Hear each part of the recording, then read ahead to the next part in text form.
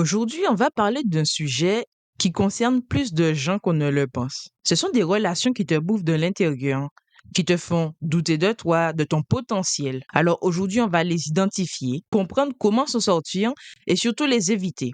On va parler des relations toxiques. Bienvenue dans On parle là où ça fait mal. C'est le podcast numéro 1 des sujets tabous de la communauté noire. Alors que tu sois aux Antilles, aux États-Unis ou même en Afrique, je t'invite à t'abonner parce que chaque 2 semaines, on brise le silence sur des sujets qui comptent vraiment. Pour ne rien rater, suis-moi sur Instagram, TikTok, YouTube, bref, je suis disponible partout. T'as qu'à taper On parle là où ça fait mal.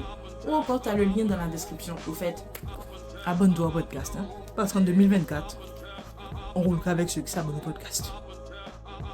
Bonjour à tous, j'espère que vous allez bien. Vous êtes en pleine forme. Merci toujours de nous suivre. Vous êtes toujours de plus en plus nombreux pour cette saison 3. Et moi, je cherche des invités toujours de qualité. Alors aujourd'hui, moi, je suis avec Cynthia Tinedor oui, c'est ça, qui était ancienne Miss Guadeloupe 2012, mais elle est aussi, elle fait tellement de choses. Elle a son compte sur Instagram, Fun and Family Trip. En fait, elle fait plein de choses. Il faut aller la suivre. De toute façon, tous les liens vont être dans la description. Vous vous doutez sûrement que j'ai pas vécu de relation toxique, mais j'ai trouvé la personne idéale pour en parler. Salut à toi, Cynthia. Coucou, ça va? Oui, merci beaucoup à toi de vouloir nous partager cette expérience qui est douloureuse, mais qui est nécessaire d'en parler. Toi, ça te tient réellement à cœur de sensibiliser les gens, puisque tu le fais déjà sur ton compte Insta, mais c'est des vidéos. Et là, avec le podcast, on va plus élaborer, parler de ton expérience, mais en même temps, aider les gens à reconnaître, déceler ça et potentiellement, en fait, les sauver. C'est pas trop fort le mot. Oui, bah écoute, merci déjà à toi de m'avoir invitée. Ça me fait plaisir d'être là pour en parler parce qu'effectivement, c'est un sujet qui est encore très tabou. J'ai vécu une relation toxique, comme tu l'as dit, et c'est vrai que je sensibilise en ce moment beaucoup sur mes comptes, donc sur mon compte personnel Cynthia Tinedor. J'ai aussi le compte Family Fun and Trips où je parle un petit peu de ma famille, le fun, etc. Enfin, on peut voir justement comment j'ai refait ma vie et comment je m'en sors aujourd'hui, comment je survis après cette relation toxique. Donc, c'est vrai que c'est, comme je disais, c'est un sujet tabou parce que on a pris beaucoup de temps avant de pouvoir mettre les mots sur ce phénomène, hein, puisque on se rend pas compte, mais il y a beaucoup plus de personnes qu'on le pense qui vivent ce type de relation. Et c'est vrai qu'en parler, ça permet aussi à ces personnes de s'identifier, de mettre des mots sur ce qu'ils ressentent et pouvoir déculpabiliser, parce que c'est surtout ça en fait, déculpabiliser, parce que c'est vrai que lorsqu'on vit une relation toxique, on a tendance à se poser des questions, se remettre en question et se demander si ce qu'on est en train de vivre, on ne l'a pas mérité. Et en fait, pas du tout. On ne l'a pas mérité. Et c'est vrai que rencontrer une personne toxique, donc un manipulateur, peu importe, ça déclenche en nous effectivement des phénomènes qu'on va en parler hein, pendant le podcast, mais en tout cas, c'est pas facile de se relever si on n'est pas accompagné et si on ne sait pas justement quels sont les détails à éviter, les pièges, et reconnaître justement qu'on est dans une relation toxique pour mieux en sortir. Mais justement, on parle de relations toxiques, mais mettons les bases. C'est quoi une relation toxique selon ta propre expérience en tout cas? Alors, selon moi, une relation toxique, c'est une relation qui maintient l'un des deux partenaires dans un état de souffrance. En fait, si l'un des deux partenaires, à un moment donné dans la relation, ne se sent plus heureux, c'est que la relation, elle est toxique. Maintenant, il y a plusieurs formes de relations toxiques. On peut avoir affaire à une personne manipulatrice, on peut avoir affaire à une personne atteinte du trouble de la perversion narcissique, on va en parler aussi. On peut avoir simplement affaire à quelqu'un de méchant, tout simplement. Mais dans tous les cas, la relation devient toxique à partir du moment où l'un des partenaires n'est plus heureux et subit justement des abus. Donc ça peut aller des abus au niveau de la parole, hein, des insultes, ça peut être de la violence physique aussi, donc violence psychologique, violence physique, émotionnelle, etc. Donc en fait, il y a tout un panel de critères à prendre en compte Mais une relation toxique reste une relation dans laquelle l'un des partenaires n'est pas heureux. Voilà, c'est ce qu'il faut retenir en fait. Justement, c'est quelque chose qu'on parle beaucoup depuis peut-être 3 années, enfin plutôt 2 années à peu près. Et tout le monde fait que sortir un peu sur les réseaux sociaux. Ouais, moi j'étais dans une relation toxique, j'étais dans une relation toxique. Est-ce que tu penses que c'est, en tout cas, c'est pas un peu trop surjoué parce que des fois certaines personnes aiment vraiment, enfin ils ont vraiment vécu du moins une relation toxique, mais d'autres c'est comme s'ils disaient ça un peu pour être à la mode. Certaines personnes pensent ça, en tout cas.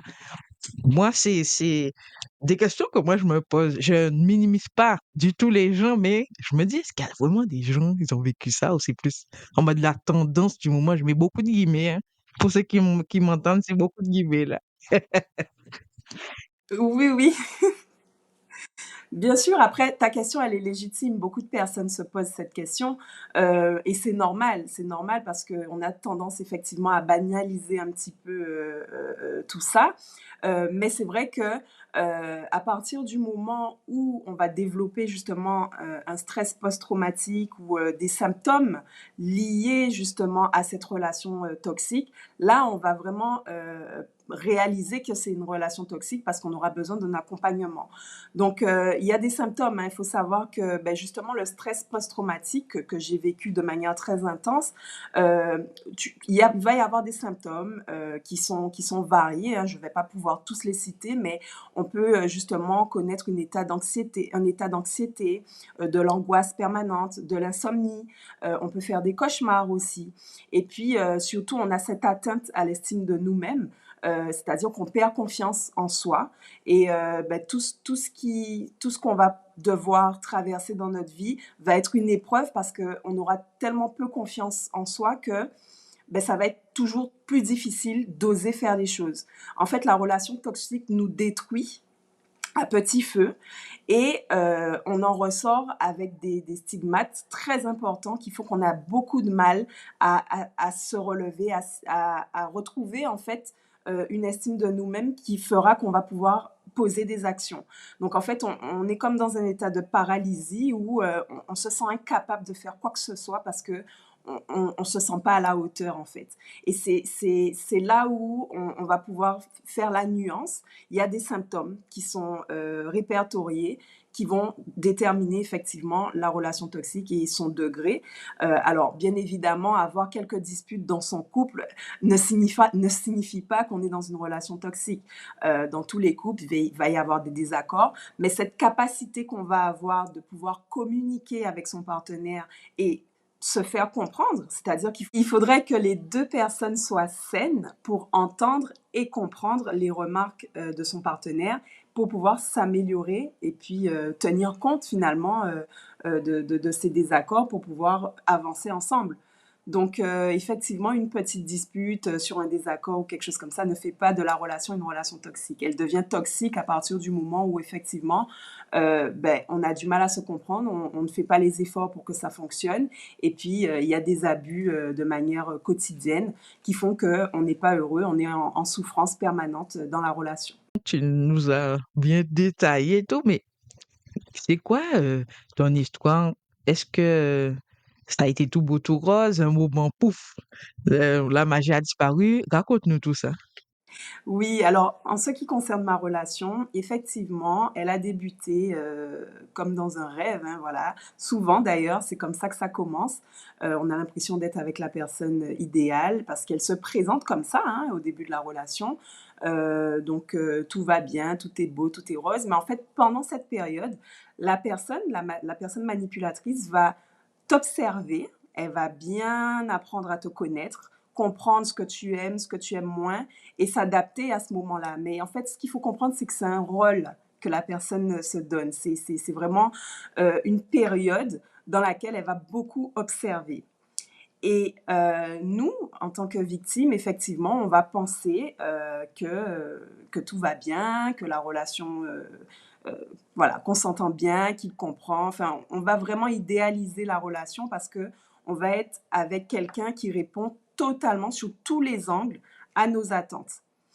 Et en fait, la relation va se dégrader à partir du moment où la personne toxique va comprendre qu'elle nous a sous son emprise.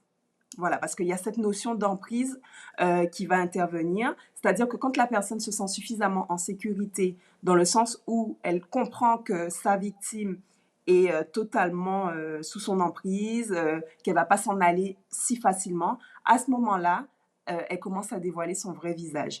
Et là où la relation devient toxique, c'est que la victime, donc moi en l'occurrence, j'ai gardé en mémoire cette première version que j'avais de cette personne qui en réalité n'était pas vraiment elle. Donc, même s'il y a eu des abus par la suite, je me suis accrochée à cette première personne. Je me suis dit, ben écoute, aujourd'hui il est énervé parce qu'il y a eu ça, ça, ça. En fait, je trouvais sans cesse des excuses. Et je me disais, mais il était comme ça avant, donc j'arrivais même à culpabiliser parce que c'est là aussi que le cercle est vicieux parce que je me posais la question, mais qu'est-ce que j'ai fait pour qu'il soit énervé comme ça aujourd'hui? Qu'est-ce que j'ai fait pour qu'il me traite de cette façon? C'est forcément moi le problème parce qu'il n'était pas comme ça avant. Et en fait, c'est sans cesse une remise en question et puis tu te sens... en fait, il y a vraiment une atteinte psychologique hein, parce que la personne va vraiment appuyer sur des points sur ta personne, ta personnalité, sur ce que tu fais. Rien n'est jamais assez bien. Donc en fait, elle va petit à petit feu comme ça, détruire, comme on disait au début, cette confiance que j'avais en moi. Donc déjà, à la base, j'ai eu une enfance particulière qui fait que j'avais déjà pas confiance en moi, puisque même si j'ai grandi dans une famille très équilibrée, mais c'est vrai que j'étais très complexée par ma morphologie, puisque j'étais très grande, plus grande que la moyenne, et surtout j'avais beaucoup de boutons. J'ai fait une acné très sévère pendant mon adolescence, donc j'avais déjà des complexes qui faisaient que je manquais de confiance en moi.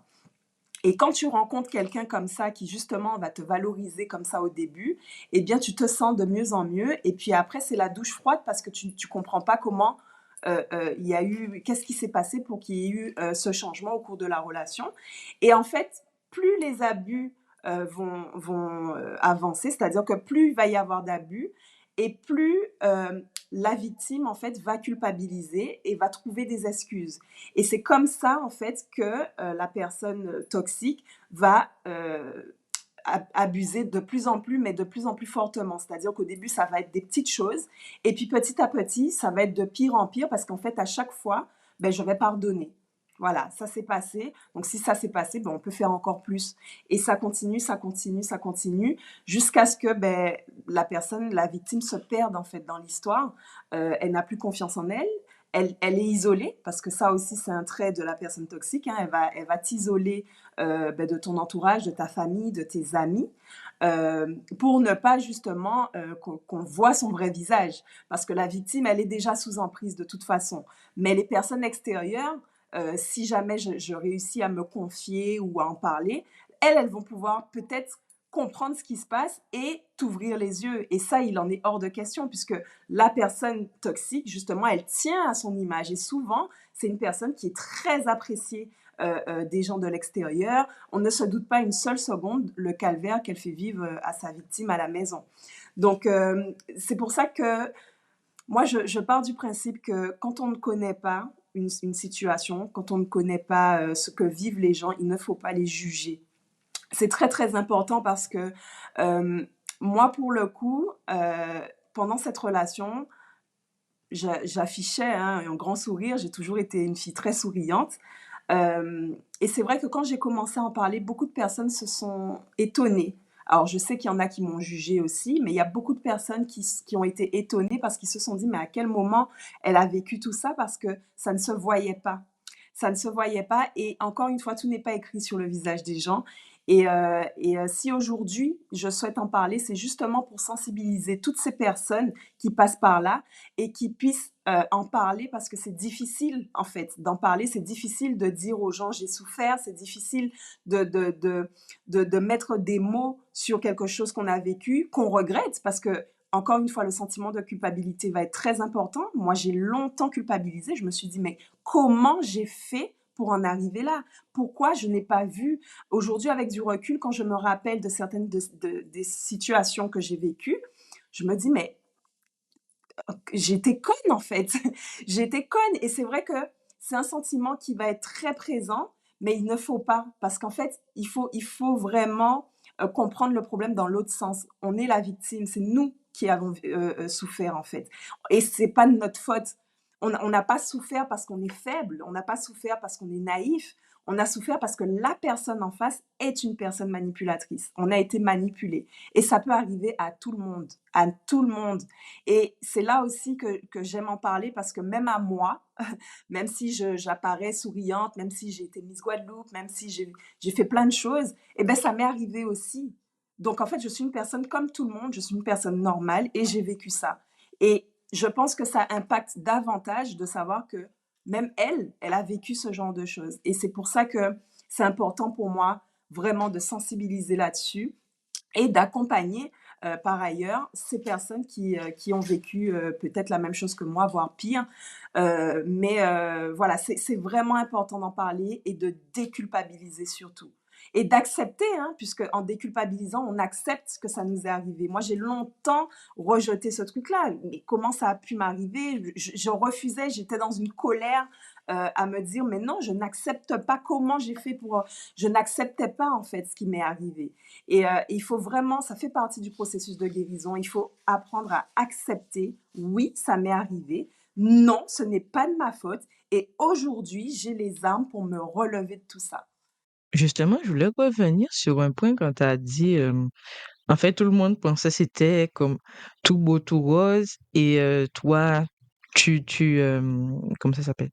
Quand il a commencé à changer, tu revoyais la personne d'avant. Ça me fait penser un petit peu à un principe qu'on avait étudié en communication, c'est-à-dire que quand tu fais un choix, en fait, tu l'assumes comme, après, je sais pas si c'est ça c'est mon interprétation là, mais c'est comme, en fait, tu t'es dit, ok, tu t'es engagé, et puis la personne était bien avant, peut-être qu'elle va redevenir bien, et tout le monde autour de toi te disait, waouh, je pense, hein, c'est magnifique, votre truc est merveilleux. Tu te disais, ouais, bon, je me suis engagé, hein.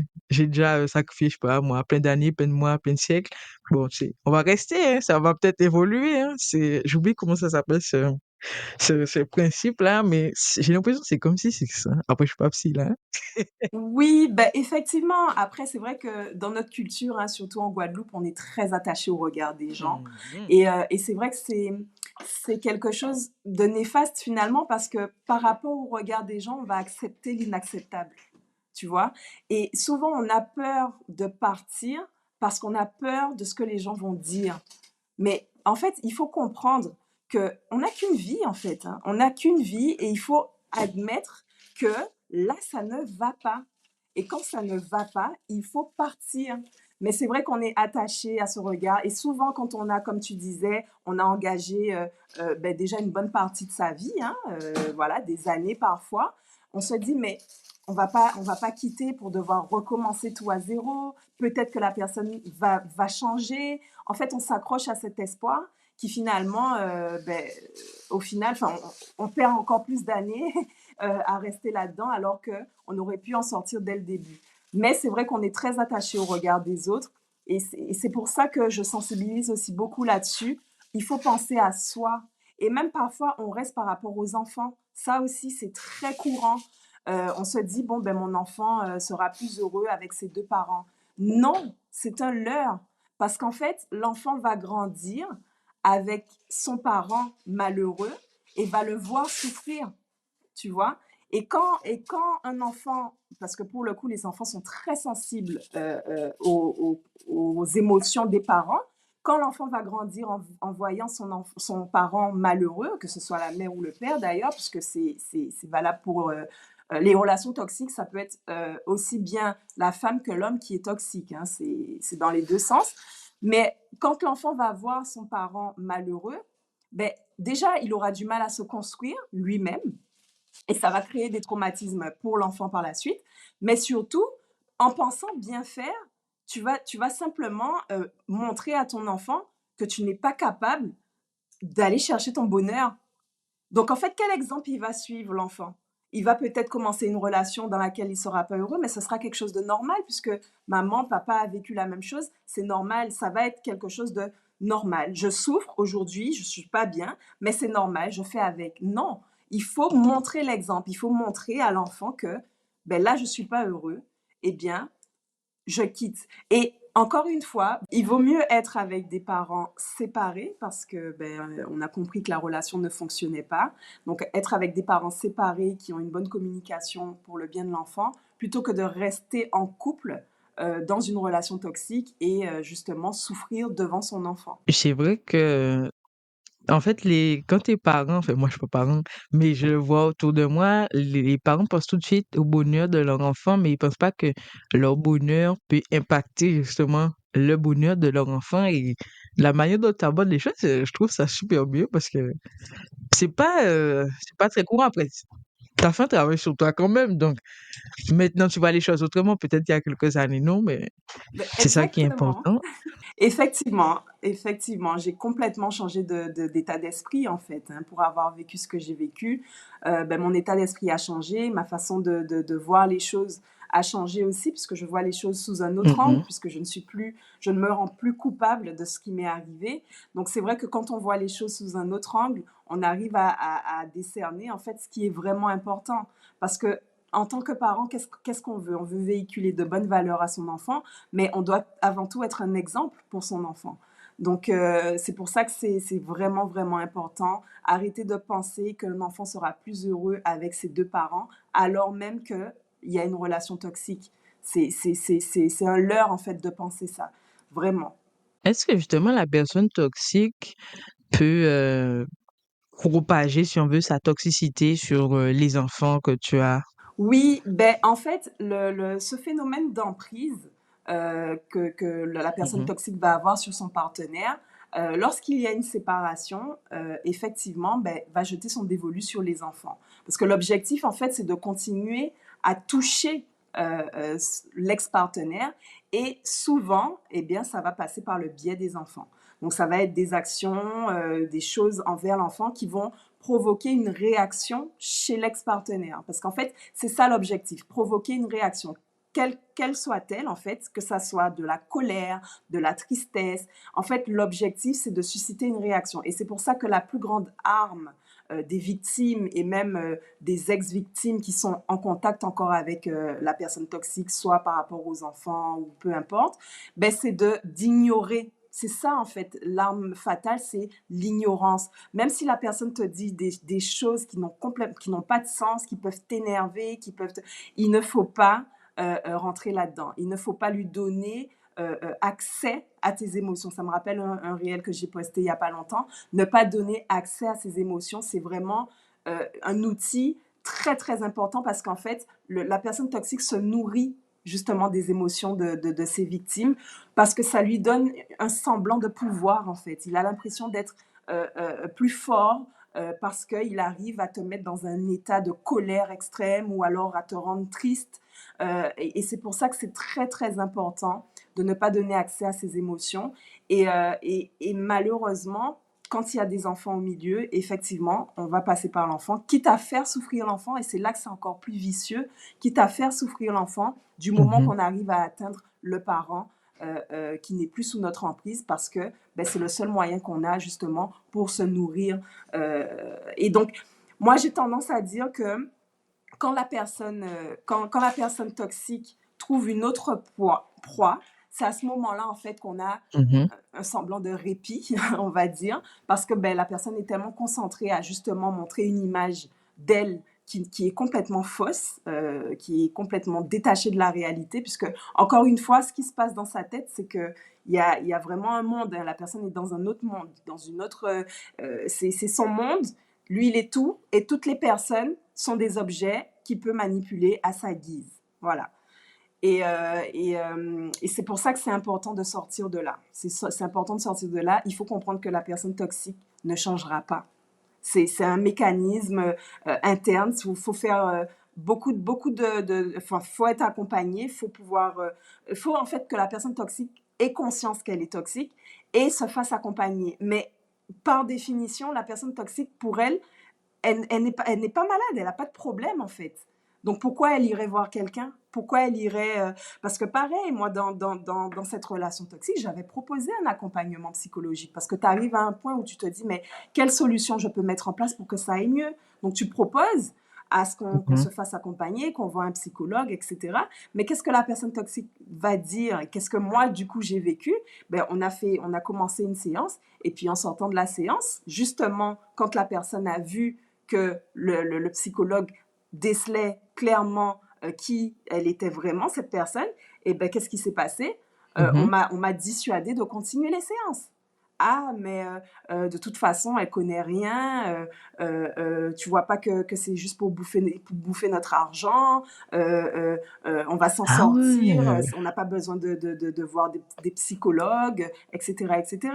Parce que sinon, ben, continuer les séances, c'est justement mettre le doigt sur ce qui va pas chez cette personne. Mais comme pour elle, Et que toi, tu prennes et que conscience. moi aussi, je prenne conscience. Et d'ailleurs, moi, j'avais continué les séances de manière individuelle. Et comme je n'étais pas Mmh. encore dans ce processus, je n'avais pas encore compris dans quoi j'étais, j'étais pas encore suffisamment réceptive à certaines informations. Quand j'avais continué, je me souviens que la psychologue, puisque c'était une femme à l'époque, elle m'avait dit de quitter la personne. Elle me l'avait clairement dit. Et pourtant, en général, les médecins, les psychologues, tout ça, ils se gardent bien de te dire quoi faire. Ils vont te conseiller, mais moi, je pense qu'elle avait vu vraiment un état de détresse. Elle m'avait dit, sincèrement, je sais plus si elle m'avait dit, j'ai pas le droit de te dire ça ou quelque chose comme ça, mais en tout cas, elle m'avait dit, écoute, tu es une belle femme, tu vas faire de grandes choses, mais je t'en prie, quitte cette personne, quitte-la. Et moi, à ce moment-là, c'est là où j'aurais pu voir un signe de faut partir, mais en fait, j'étais pas prête à entendre ça puisque j'étais encore sous emprise, j'étais encore formatée. C'est pas ce que j'ai envie d'entendre. Moi, je veux que tu me donnes des outils pour que ma relation aille mieux parce que j'ai pas envie de quitter la personne. Donc, en fait, ce qui s'est passé, c'est que j'ai arrêté d'y aller. Quand elle m'a dit ça, je me suis dit, mais pour qui elle se prend? Comment ça, elle me dit de quitter la personne? Elle m'aide pas. Et c'est pour ça aussi que parfois, quand on va consulter un psychologue qui ne connaît pas les processus et qui n'est pas spécialisé dans les relations toxiques, eh bien, le psychologue peut être maladroit, peut avoir des mots. Parfois, les psychologues vont te dire, ben oui, mais tu attires que ce genre de personnes parce que non, en fait, il n'y a personne qui attire quoi que ce soit. OK? Les personnes toxiques, elles sont attirées par les qualités de toutes les personnes que n'importe qui va être attiré. C'est-à-dire que la personne toxique, elle va pas se dire, bon, ben, je vais aller attaquer cette personne-là parce qu'elle me semble plus faible ou quoi que ce soit. Non, elle est attirée parce que c'est une jolie personne, elle a l'air intelligente, etc. En fait, c'est comme tout le monde, sauf que il faut pouvoir déceler que c'est une personne toxique. Et souvent, ben, l'accompagnement psychologique, quand c'est pas un psychologue qui s'y connaît dans les relations toxiques, eh bien, les conseils vont être perçus de manière malsaine et en fait, la personne va se sentir encore plus détruite et va perdre encore plus confiance en elle et puis ça peut être néfaste. Et c'est pour ça que moi, en tant qu'ancienne victime, même si je ne suis pas psychologue, je suis simplement coach et praticienne en EMDR, donc qui est une thérapie brève. Moi, j'accompagne justement ces victimes et je suis bien placée pour les conseiller parce que justement, je suis passée par là et je sais quelles erreurs à ne pas faire et quelles choses à ne pas dire pour que la personne se sente en confiance et puisse guérir plus facilement. Donc, c'est là aussi que voilà, il faut faire attention. Voir un psychologue, c'est bien. Voir un psychologue qui est spécialisé dans les relations toxiques ou parfois qui a elle-même été victime, parce qu'il y a des psychologues qui ont vécu elles-mêmes des situations comme celle-là, eh bien, ça va être beaucoup plus avantageux parce qu'elle va pouvoir accompagner la victime de la meilleure façon qui soit. J'ai envie de faire ricocher sur ce que, la psy t'a dit. C'est vrai, moi aussi je suis une psy et c'est vrai que les psychologues, ils t'aident justement à avancer. Ils se gardent une petite gêne de te dire réellement quoi faire. Ils veulent que toi tu le trouves. Mais je me dis, si la dame, elle s'est dit ça, elle s'est dit: Oui.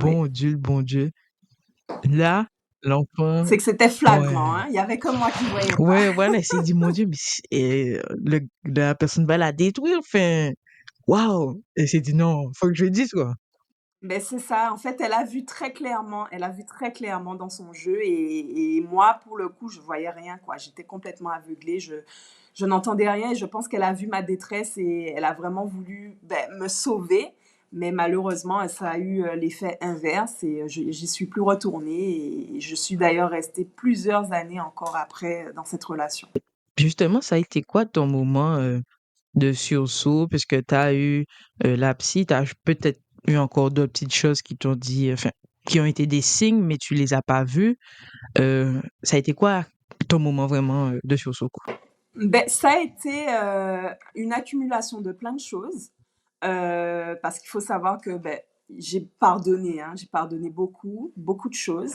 Et puis à un moment dans ta vie, tu t'accumules, tu accumules, tu accumules, et puis à un moment le vase il est plein, il est plein. Quand tu vois que à chaque fois que tu dis que tu vas t'en aller, la personne revient avec de belles promesses, de belles paroles, te promet en fait tout ce que tu veux depuis le début. Et puis, dès que tu redonnes une chance, ben, le naturel revient au galop et puis en fait, toutes ces promesses, elles s'envolent. Ben, moi, j'ai eu effectivement des moments forts dans ma vie qui m'ont donné ce déclic. Donc, sans rentrer dans les détails, mais effectivement, j'ai été mise face à la réalité de manière très brutale, où j'ai vu que là, ça n'allait pas, que ça, c'était pas bon, que ça... Non. Et en fait, moi, mon déclic, il a eu lieu un 31 décembre. Donc, je sais pas, c'était peut-être un signe, j'en sais rien. Mais au moment où je trinque avec ma sœur, j'étais avec ma sœur ce jour-là, au moment où je trinque à la nouvelle année, hein, que je souhaite bonne année à ma sœur, réellement, il y a quelque chose, c'est très fort, hein, c'est très puissant. Je ne sais pas qui est intervenu à ce moment-là. Je suis très croyante aussi, mais il y a eu quelque chose qui s'est passé dans ma tête, dans mon esprit, dans mon âme, dans mon corps, qui disait stop. Mais stop définitivement en fait, parce que stop, j'en ai dit, hein, j'en ai dit plein, une vingtaine de fois, j'ai dit stop. Sauf que c'était pas des vrais stops, puisque la personne revenait et puis ça recommençait avec de belles paroles, etc. Mais là, je sentais dans mon corps vraiment que je mettais une croix définitive à cette relation en mettant une croix sur cette personne. Je savais que j'allais en souffrir, je savais que ça allait être difficile, mais je savais aussi que je n'y retournerais plus jamais. Et du coup, le 31, ça a été comme ton déclic et après, dans l'année, mais est-ce que ça s'est il y a eu des tentatives? Est-ce que tu as replongé? Ou c'était en mode: «OK, merci, bonsoir, c'est fini, porte fermée, bloquée, bye bye»? Alors, ça a été très difficile, hein, parce que j'ai souvent eu envie de craquer, hein, forcément, d'envoyer un message, de demander comment ça va, de voir comment la personne vit la chose de l'autre côté, parce qu'en fait, on se dit, mais si la personne m'aime, forcément, elle est en train de souffrir là, tu vois. J'avais besoin de savoir que je lui manque. Mais j'ai pas craqué. J'ai pas craqué parce qu'il était hors de question que je craque à nouveau. Avec ce qui s'était passé, si je craquais, ben, c'était fini en fait. Là, je me perdais moi-même parce que j'acceptais vraiment l'inacceptable. Et il faut à un moment donné aussi donner du crédit à ce qu'on dit parce que tu peux pas continuer à dire c'est fini, c'est fini, c'est fini et puis tu reviens à chaque fois. Donc là, j'avais vraiment pris la décision de m'en aller. C'était difficile, mais ma chance et malchance entre guillemets, hein, c'est que j'ai rencontré quelqu'un assez rapidement après. Donc, malchance dans le sens où j'ai pas eu le temps justement de guérir mes traumatismes. Et donc, du coup, mon conjoint a vécu en fait des choses qu'il n'aurait jamais dû vivre. C'était pas à lui de subir ça, parce que ben, mes traumatismes faisaient que j'avais une réaction de défense. Hein, une réaction normale après un traumatisme. C'est que je l'ai beaucoup repoussé. Je m'auto-sabotais en fait, parce que c'était trop beau pour être vrai. J'avais l'impression de ne pas mériter cette relation qui était très bien. Hein. J'étais avec quelqu'un vraiment de mature, qui me correspond en fait, tout ce que j'ai toujours voulu. Et en fait, j'avais tellement perdu confiance en moi que j'estimais que je ne méritais pas cette personne. Donc, j'avais sans cesse un comportement d'auto-sabotage de la relation. Et malheureusement, je suis devenue quelque part toxique pour lui parce que ben, il a subi en fait des choses qu'il n'aurait jamais dû subir. Il a payé un peu les pots cassés. Heureusement, Dieu a mis sur mon chemin quelqu'un qui a eu ben, la patience de comprendre aussi ce qui m'arrivait pour m'accompagner au mieux et rester à mes côtés. malgré ce rejet permanent que je pouvais avoir envers lui. Donc ça, c'est le côté malchance, mais quelque part, comme je suis tombée sur quelqu'un vraiment de bien, je me dis que c'est quand même une chance de l'avoir rencontré parce que je pense que sans son aide, j'aurais peut-être replongé plus facilement. Si je n'étais pas sur d'autres horizons à justement essayer de refaire ma vie, être une bonne personne pour quelqu'un d'autre, ben, j'aurais peut-être été... Alors, deux choix. Soit je serais replongée dans ma relation toxique, ou soit je serais devenue une fille entre guillemets facile. Enfin voilà, j'aurais fait n'importe quoi en fait de mon corps, de moi, parce qu'en fait j'avais tellement perdu confiance en moi. Pour moi, j'étais de toute façon une merde. Donc j'aurais pu mal finir en fait en réalité. J'aurais pu très très mal finir. Donc comme quoi, je pense qu'il n'y a pas de hasard. Et ben, j'ai rencontré mon conjoint actuel, hein, qui est toujours, avec qui je suis toujours en couple. Et il a été Merci à toi. oui, non, mon chéri, c'est vraiment quelqu'un de formidable, vraiment. Et j'ai conscience aujourd'hui du mal que je lui ai fait subir et je travaille sur moi constamment pour essayer d'être la meilleure version de moi parce que j'ai conscience que mes traumatismes ont pu l'affecter, même si c'est pas toujours évident parce que voilà, un traumatisme, on l'a à vie, hein. Simplement, c'est notre capacité à gérer nos émotions par rapport à ce traumatisme qu'on doit travailler. Mais le traumatisme, il est là et il restera là. Maintenant, il faut être accompagné souvent pour justement pouvoir gérer les émotions liées à ce traumatisme. Et c'est aussi en ça que je vais accompagner les personnes. C'est réussir à gérer les émotions liées au traumatisme pour ne pas faire souffrir la personne qu'on a avec nous et qui veut simplement notre bien. De la manière dont tu parles, on sent t'as pas juste vécu un petit truc, c'est vraiment, tu un gros bagage émotionnel derrière. Et c'est là qu'on se rend compte que l'entourage est important, que ce soit la famille, les amis ou justement le nouvel ou la nouvelle conjointe qu'on va rencontrer. À part de ton conjoint, quel a été le rôle de ta famille? Est-ce que tu t'es senti assez, comment expliquer? Et écouté, accompagné, soutenu après toute cette histoire et même pendant toute cette histoire, même si que peut-être tu le voyais pas en fait. Ma famille a eu un rôle très important, même si, parce qu'il faut le savoir, lorsqu'on est victime d'une relation comme celle-là, on a honte. On a honte d'en parler, on a peur d'en parler. Moi, j'ai vécu dans une famille très équilibrée avec de fortes valeurs, de respect notamment. Et c'est vrai que c'est difficile en tant que victime d'aller dire à ses parents, mais vous savez, je vis ça chez moi, à la maison, je vis ça ou ça. Moi, je connais mon père, ça fait longtemps que il aurait réglé les choses à sa façon. Mais Ce que tu faisais, clairement, on a on rien n'a dit. rien dit. On n'a rien dit. Après, j'ai rien dit, hein. J'ai rien dit. Tout ça pour dire que c'est très difficile pour une victime de se confier à sa famille. Et surtout, on a toujours peur d'aller dire ce qu'on vit parce qu'on a peur que notre entourage nous dise, mais va-t'en, quitte-le. Et en fait, on perd de la crédibilité même après, auprès de notre famille parce qu'en fait, comment tu vas expliquer après à ta famille que tu es revenu avec cette même personne qui t'a fait souffrir la dernière fois où tu leur as raconté quelque chose, tu vois? C'est, tu manques de crédibilité. Ben, en fait, on va te dire, mais qu'est-ce que... on comprend pas. On t'a dit de le quitter, ça fait longtemps qu'il te fait souffrir, et toi, tu restes là. Sauf que la famille, à ce moment-là, n'a pas forcément conscience que tu es sous emprise, que c'est difficile de sortir, tu vois. Parce qu'au moment où tu racontes à ta famille, tu es déterminé, tu as envie de quitter la personne, tu te dis, ouais, machin.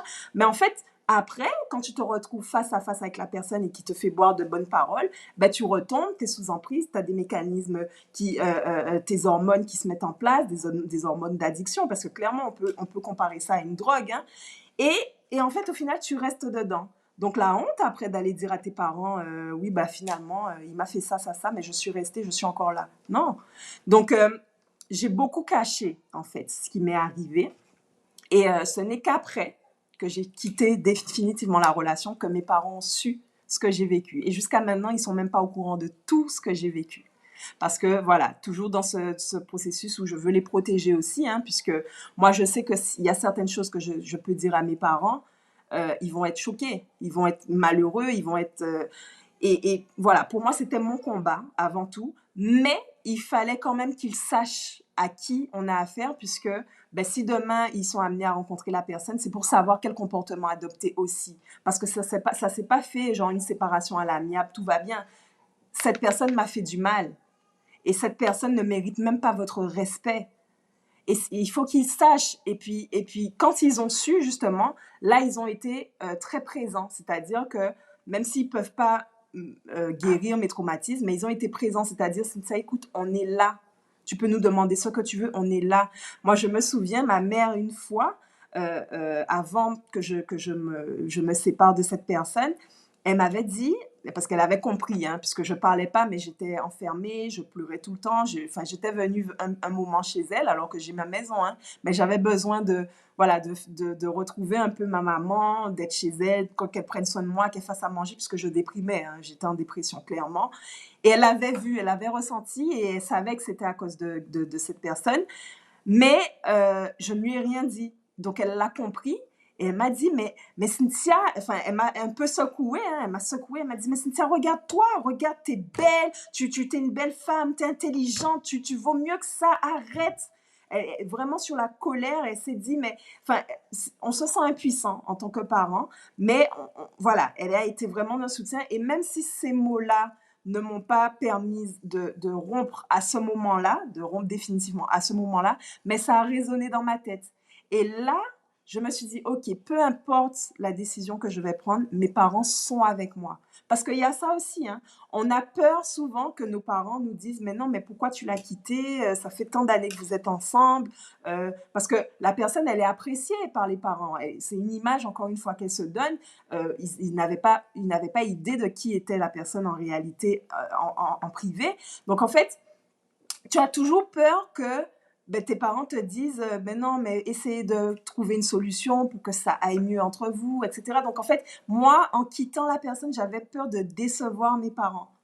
J'avais peur de les décevoir, surtout que j'ai grandi avec une maman qui me disait, voilà, prends ton temps, il faut que la personne bon, après c'était les mentalités à l'ancienne, hein, mais elle me disait, tu sais, par exemple, c'est ton père qui m'a déviergé, aujourd'hui je suis encore avec, c'est ce que je voudrais pour toi, que la personne qui te dévierge soit l'homme de ta vie. Bon, voilà, en 2024, on ne peut pas vraiment dire ça, mais en tout cas, j'ai gardé ça, j'ai grandi avec ça et j'ai tout fait en fait pour que la relation fonctionne parce que c'était effectivement très important pour moi, pour mes parents, de conserver la relation dans laquelle j'étais, malgré les hauts, malgré les bas, il fallait à tout prix que je reste. Donc pour moi, ça aurait été une déception pour eux ben, que je quitte la personne. Et en fait, quand elle m'a secouée ce jour-là, je me suis dit, mais en fait, réveille-toi. Même tes parents voient que tu es en souffrance, même tes parents te disent, pars, sors de là. Donc, en fait, ça a résonné et le chemin s'est fait dans ma tête et je pense que ça a été un élément qui m'a permis aussi de franchir ce cap-là. Je savais que je ne décevrais pas mes parents et qu'ils seraient toujours avec moi, peu importe la décision que je prends. C'est là justement qu'on voit l'influence autant positive que négative que la famille peut avoir d'une manière générale, puisque justement, si tu te dis oui, voilà, je vais pas décevoir mes parents, des choses comme ça, enfin, j'ai l'impression que ça te fait comme une double emprise. Tu as déjà la personne qui te met sous emprise et tes parents, tu te dis, wow, je vais pas les décevoir, donc je reste, même si tu es déjà d'un ballon en mode pot, faut partir. Mais tu te dis, ouais, bon, on Tout à regarde, fait. et tout. Oui, oui, surtout quand la personne est déjà pleinement intégrée dans ta famille, parce que clairement, hein, voilà, c'était leur beau-fils, plein de choses. Mon père a partagé beaucoup d'activités avec cet homme. Et voilà, c'était la famille, en fait. Il n'y avait pas de question à se poser, c'était la famille. Donc, on a souvent peur de mettre un terme à tout ça et on a peur aussi de devoir tout recommencer à zéro, puisque c'est un travail de plusieurs années, tu vois, de recommencer à zéro. Et puis même, le concept même de présenter un autre homme à mes parents, c'était très difficile. D'ailleurs, malheureusement, mon conjoint l'a vécu à ses dépens. J'ai mis énormément de temps à le présenter à mes parents, tu vois. Alors que dans une relation saine, une relation normale, c'est quelque chose de normal. À partir du moment où tu te sens bien avec la personne, que tu fais des projets avec cette personne, ben c'est la suite logique que de le présenter à tes parents. Mais pour moi, c'était une épreuve, vraiment. Voilà, j'avais peur de le faire, j'avais peur que ça échoue à nouveau. Justement, est-ce que, puisque toi, t'as pas eu le temps de te guérir, ton conjoint il a vécu plein de choses, est-ce qu'après, potentiellement avoir vécu une relation toxique, toi, tu peux devenir toxique, l'autre personne peut devenir toxique, ça peut faire une chaîne.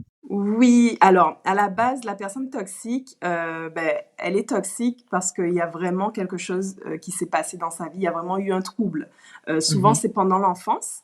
Donc, pendant l'enfance, il y a eu, quelque chose, enfin les il y a encore beaucoup de recherches à ce sujet, c'est pas encore bien établi, mais, on a des hypothèses selon lesquelles, quand on a, subi, certaines choses pendant l'enfance, on va développer justement, ce trouble-là et en fait, on ne devient pas toxique comme ça. Alors effectivement, moi, après avoir subi mes traumatismes, ce que j'ai fait subir à mon conjoint, c'était que j'avais des comportements toxiques. C'est-à-dire que je faisais des choses qui pouvaient être toxiques pour lui, mais je n'étais pas quelqu'un de toxique. Tu vois, parce que j'ai grandi de manière équilibrée, j'ai pas de troubles en particulier, mais c'est vrai que par rapport à mes traumatismes, j'ai développé des comportements qui m'ont rendu toxique à un moment T. Mais en étant bien accompagnée, parce que j'ai été accompagnée également, j'ai trouvé en fait une manière de pouvoir guérir et surtout me rendre normale, me rendre saine, parce que c'est un comportement que j'ai adopté qui est toxique. Donc, ce comportement, on peut l'enlever, l'annuler, et tu redeviens quelqu'un de normal, de saine et avec des comportements qui sont normaux. Donc, pour bien comprendre, une personne toxique, c'est parce qu'elle a eu des problèmes dans l'enfance qui font qu'elle est devenue comme ça. Alors, des C'est ce qu'on comportements. dit, ce sont des Ah, hypothèses. ok, des hypothèses, Oui, ok. Alors que les comportements, c'est pas que tu es toxique, mais c'est que tu fais des choses qui peuvent rendre une relation amicale ou peu importe toxique. Ok. c'est ça. On peut avoir des comportements toxiques sans être une personne toxique. D'accord. Ok. C'est une nuance, Voilà. c'est bien ça. Je voulais aussi savoir, puisque tu as un petit peu commencé à parler de ça, comment tu t'es guéri, enfin, parce que tu as un peu parlé de ça, tu as dit voilà, mais en même temps, tu avais subi des trucs à ton conjoint. Est-ce que tu as été suivi? Est-ce que tu t'es dit, bon, on fait ça au talent seul? Alors, déjà, mon conjoint a eu un rôle fondamental hein, dans mon processus de guérison parce qu'il est arrivé avec une telle force de persuasion qu'il a réussi en fait à me faire retrouver ma valeur. C'est-à-dire que j'avais sans cesse des mots d'encouragement, mais regarde-toi, t'es belle, regarde-toi, tu n'es pas n'importe qui, tu es Cynthia Tinedor, regarde, tu as fait ça, tu as fait ça.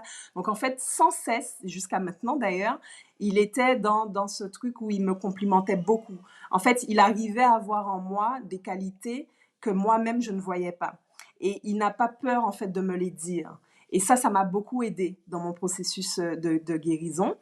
Et bien évidemment, on discute beaucoup. C'est quelqu'un qui est très à l'écoute, qui est de bons conseils aussi, qui arrive à écouter et me conseiller aussi par rapport à une situation. Et donc, après avoir beaucoup discuté, j'ai pu mettre les mots en fait sur ce qui m'était arrivé, comprendre dans quoi j'étais et bien sûr me faire suivre par un spécialiste, donc un psychologue, qui pour le coup, est spécialisé dans ce type de relation et qui a pu effectivement bien m'expliquer ce par quoi je suis en train de passer, pourquoi je suis passée par là, quels mécanismes interviennent dans mon cerveau qui font que j'ai ce type de réaction. Donc en fait, ça m'a permis de déculpabiliser, me rendre compte que c'est pas de ma faute et surtout avoir les clés, les outils pour me permettre de continuer à avancer. Et bien évidemment, il y a aussi beaucoup de personnes qui m'ont inspirée sur les réseaux. D'ailleurs, un petit clin d'œil à Popo parce que vraiment, elle a été vraiment d'une aide incroyable. Elle est arrivée au moment où j'en avais le plus besoin. Elle en parle aussi beaucoup sur ses réseaux. Et c'est, pour moi, c'est un modèle de femme extraordinaire parce qu'elle m'a vraiment, vraiment aidée. J'espère que, enfin, je vais tenter de Oui, l'inviter pour qu'elle nous, parce qu'elle est spécialisée dans ça, eh qu'elle ben oui, hein, elle je nous pense qu'elle explique le fera plus le avec plaisir. processus qu'il y a derrière ça. Et je On voulais, va lui montrer le podcast. Je vais lui envoyer le ouais, petit lien. on va tenter, on va la Elle est taguer attendue. partout. Voilà.